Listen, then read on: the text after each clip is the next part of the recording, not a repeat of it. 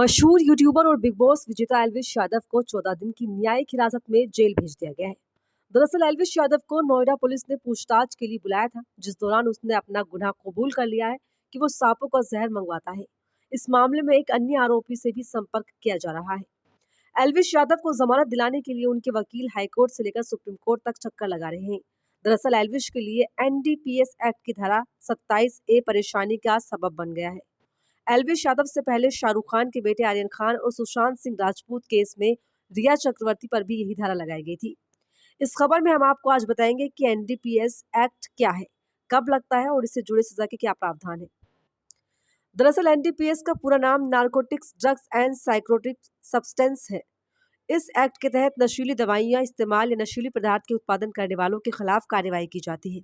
इसके अलावा अगर कोई शख्स किसी भी प्रकार के नशीले पदार्थों का निर्माण, खेती, कब्जा, बिक्री, खरीद या सेवन करने जैसी गतिविधियों में शामिल होता है तो उनके खिलाफ भी एक्शन लिया जाता है।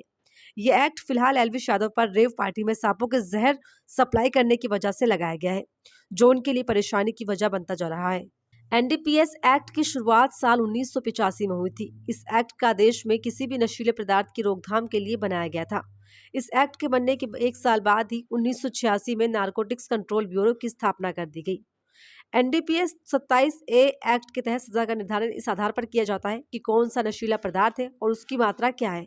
इस एक्ट में दोषी की सजा को लेकर अलग अलग प्रावधान है। एनडीपीएस एक्ट के तहत उन्हें जमानत मिल जाती है जिन्होंने सिर्फ नशीले पदार्थ का सेवन किया होता है, लेकिन जमानत तभी मिलती है जब वो शख्स किसी भी प्रकार के ड्रग्स व्यापार में शामिल ना हो, ड्रग्स कम मात्रा में लिया गया हो तो 1 साल की जेल और जुर्माने का प्रावधान होता है।